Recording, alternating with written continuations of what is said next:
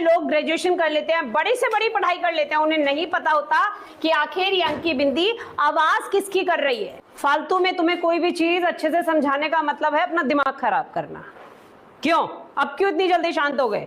अब लिखिए, मैं पूछूं वो जवाब देगा। हाँ भाई बताओ जरा क्या लिखा है। गले में आवाज सूख गई अब है। अगूर। अगूर शब्द सुना किसी ने? मैंने तो सुना नहीं। क्या सुना है? अंगूर। अंगूर है तो अंगूर कैसे लिखो? अंगूर आगे गे कौन सा ऊ? बड़ा ऊ। ठीक है। और तो ये तो अभी अगूर का अगूर ही हो गया। अंकी बिंदी लगा दो।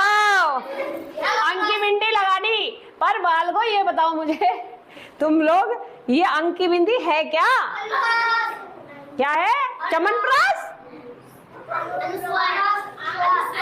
अनुस्वार है पर इसने बोला चमनप्रास। मैं तो यही सुना था। बहुत बढ़िया, अनुस्वार है ना। तो जो ये अंकी बिंदी अनुस्वार है, हमें इन सब में यही लगाना है और बस इससे आगे मुझे कुछ नहीं समझाना है। अरे मैडम ये तो बताओ ये अंकी बिंदी क्यों लगानी? ओहो, मैडम से सवाल जवाब। क्योंकि मैं कह रही हूँ आपको अंकी बिंदी लगानी है, इसलिए अंकी बिंदी लगानी है। और इस अंकी बिंदी को हम अनुस्वार बोलते हैं। ठीक है, तो मैंने साफ साफ कह दिया कि आप सबको अनुस्वार लगाना है, तो सारे बालक क्या लगाएंगे? अनुस्वार। कोई सवाल जवाब नहीं, समझ गए? चल जब हम मान ही नहीं रहा लड़का। मात्रा लगानी, ये बन जा सब पर मात्रा लगाओगे। देखो अंगूर, पतंग, नाक से आवाज निकल रही इनकी। तो नाक से आवाज निकलेगी? अरे बड़े तुम लोग इंटेलिजेंट हो रहे हो, चीजें याद रखते हो हैं। शाबाश, चलो ताली बजाते हैं इसके लिए। बहुत बढ़िया। अगर मैंने आपसे कभी कहा भी कि या किसी भी टीचर ने कभी आपसे कहा कि आपको सवाल जवाब नहीं करने, ना, आपका हक है सवाल जवाब करना। ठीक है, आपको पूछना है कि आखिर ये क्यों हुआ भाई, अंकी बिंदी ही क्यों। और जब अंकी बिंदी आपने बता दिया, इस अंकी बिंदी को क्या कहना है बच्चा? अनुस्वार। तो अनुस्वार जब भी हम लगाएंगे, हर जितने भी शब्द लिखे इन सब पे अंकी बिंदी लगाने के लिए मैम ने कह दिया, पर सब में जब आप इन्हें बोलेंगे तो आवाजें अलग अलग आएंगी। ठीक है, जैसे शुभम, इस पे आप अंकी बिंदी लगा के नया शब्द बनाइए। देखिए शुभम बनाएगा और फिर हम आपको बताएंगे कि आखिर अंकी बिंदी अलग अलग आवाज करने के बाद भी एक ही बिंदी क्यों लगती है और हर जगह आवाज अलग क्यों है। बहुत बढ़िया। इसने लिखा पतंग, तो यहां पर अंकी बिंदी इसने लगा दी, पतंग बन गया। ठीक है, अगला क्या है? आप नहीं बेटा, आप जाओ, आप और रेहाना। Very good. अब रेहाना ये पढ़ के बताओ बच्चा, क्या है? मजन। बहुत बढ़िया। इसे लिखिए जरा, क्या बनेगा ये नया शब्द?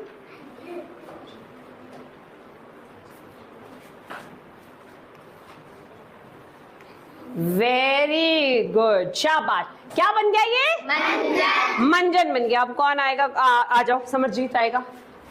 समरजीत बेटा, ये शब्द क्या लिखा है? ये आप पढ़ के बताओ। कबल लिखा है। कबल तो कोई शब्द होता नहीं है, बनाइए इसे अनुस्वार के साथ एक नया शब्द।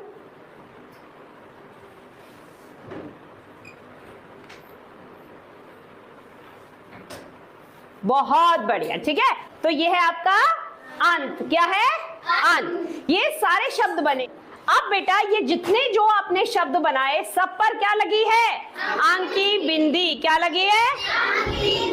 अंकी बिंदी तो लगी है, पर ये अंकी बिंदी हर जगह अलग आवाज कर रही है। और वो आवाज कौन सी है, इन शब्दों में पहचानने के लिए ये आपको जानना बहुत जरूरी है। बहुत सारे लोग ग्रेजुएशन कर लेते हैं, बड़ी से बड़ी पढ़ाई कर लेते हैं, उन्हें नहीं पता होता कि आखिर ये अंकी बिंदी आवाज किसकी कर रही है। ठीक है, तो हमने आप सबको ये छोटे या बड़े या पढ़ाए हैं, पूरा आ से ज्ञा तक जितनी भी वर्णमालाएं कितनी बार आपको सिखाई गई है। पर जो ये आपके 25 वर्ण है, कितने हैं ये? देखिए 1 2 3 4 5, 5 ऐसे हैं और 1 2 3 4 5, 5 ऐसे हैं, 5 पंजे 25। जो ये 25 वर्ण हैं इनको हम स्पर्श व्यंजन कहते हैं। क्या कहते हैं? क्या कहते हैं? जो ये स्पर्श व्यंजन है, किसी चीज को छूकर आवाज निकालते हैं। जैसे पहला वाला जो है क, आपकी आवाज कहां से? गले से आपके ऊपर तालवे पे जीभ टच हो रही है। क, ख, ग, घ, ड़, सबकी आवाज एक ही तरीके से निकल रही है। दूसरा परिवार इनका बनाया दांतों से निकलेगी। देखिए च, छ, ज, झ है न, सबकी आवाज किससे निकल रही है? दांतों से। फिर ट, ऊपर जीभ टकराएगी। ट, ठ, ड, ढ, न, सब में जीभ क्या कर रही है? तालवे से ऊपर टकरा रही है बार बार। ठीक है, ये जीभ से निकलेगी। त, थ, द, ध, न। ठीक है, फिर ये आपके होठों से निकलेगी। प, फ, ब, भ, म। सारी आवाजें कहां से निकल रही हैं? आपके होठों से निकल रही हैं। तो ये आपके स्पर्श व्यंजन है। क्या है ये? कितने होते हैं स्पर्श व्यंजन? 25। इनके परिवार हैं, ये कै वाला परिवार, ये च वाला, ये ट वाला, ये त वाला, ये प वाला। यानी ये कै वर्ग के हो गए, ये च वर्ग के हो गए, ये ट वर्ग के हो गए, ये त वर्ग के हो गए और ये प वर्ग के। तो जो ये बच्चा आपकी ये जो बिंदी है, ये सारा षड्यंत्र इन लोगों ने रचा है कि कैसे लगेगी। अब ये देखिए, यही मेन मुद्दा है इस पूरी क्लास का। अगर आपने ये समझ लिया तो कभी आप अनुस्वार लगाने में गलती जिंदगी भर नहीं करेंगे। क्या है वो तोड़, क्या है वो जादुई तरीका जो आपको सीखना है? जैसे ये शब्द है, ठीक है, आगुर, ठीक है। अब ये ग जो है वो कौन से वाले परिवार में आ रहा है? किसके परिवार में आ रहा है? क वाले परिवार का है। देखिए ग यहां पे आया है, तो इसका जो पांचवा अक्षर है, जो पांचवा वाला वर्ण है ना इसका, इसे पंचम वर्ण कहते हैं। देखिए सब में आखिरी में ये पंचम वर्ण है। तो इसका जो पंचम वर्ण है वही वर्ण आधा होकर बीच में आएगा। ठीक है, तो इस अंगूर को अगर मैं ऐसे लिखूं अंगूर,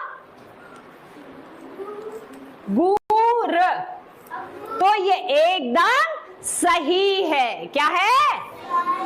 हाँ, कहीं हमने लिखा ऐसे तो देखा ही नहीं है मैडम, पर ये इसका सही लिखने का तरीका है। ये जो भी बीच में, जैसे गंगा शब्द है आपका ये बच्चा, ठीक है, इधर देखेंगे आप लोग, जो ये आपका गंगा है, आपने ऐसे लिखना गंगा सीखा है ना, हर जगह आप लोग ऐसे ही गंगा लिखा हुआ देखते हैं। पर ये ग जो है कौन से परिवार में है? कै वाले परिवार में है। तो हम गंगा अगर ऐसे लिखेंगे ग और फिर उसके बाद आधा ड और गा, तब भी ये गंगा ही बोला जाएगा। आप सोचेंगे कि कहीं ऐसा लिखा मिल गया तो हाय राम ये क्या चीज है, तब भी गंगा ऐसे ही लिखा जाएगा। समझ में आई बात? जैसे ये शब्द है पंचम, है ना, ये शब्द है पंचम, तो प अंकी बिंदी च म लिखा हुआ है ना।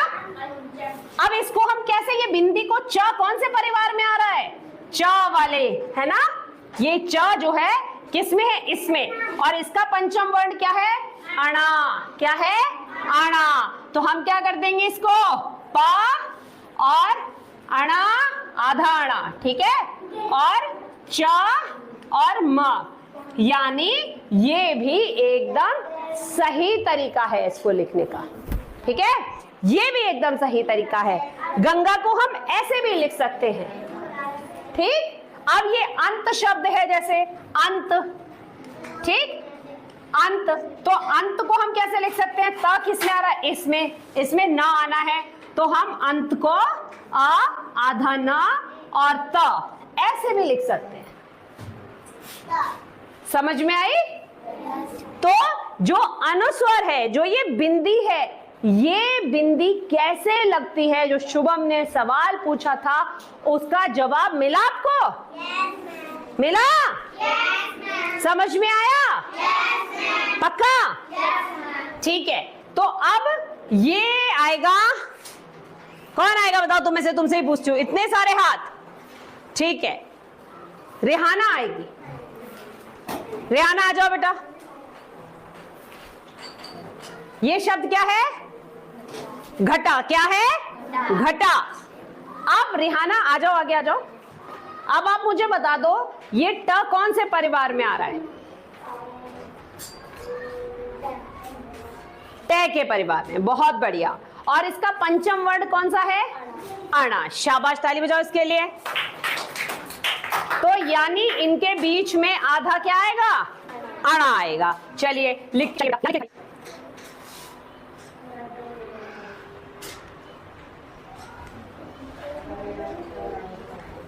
सही लिखा है भाई इसने बिल्कुल। ताली बजाओ इसके लिए।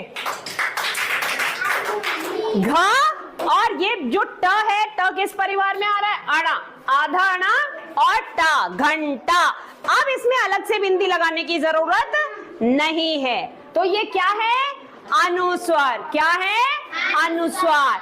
अब बारी बारी से आप आएंगे और ये मुझे करके दिखाएंगे। ताली बजाओ सभी अपने लिए।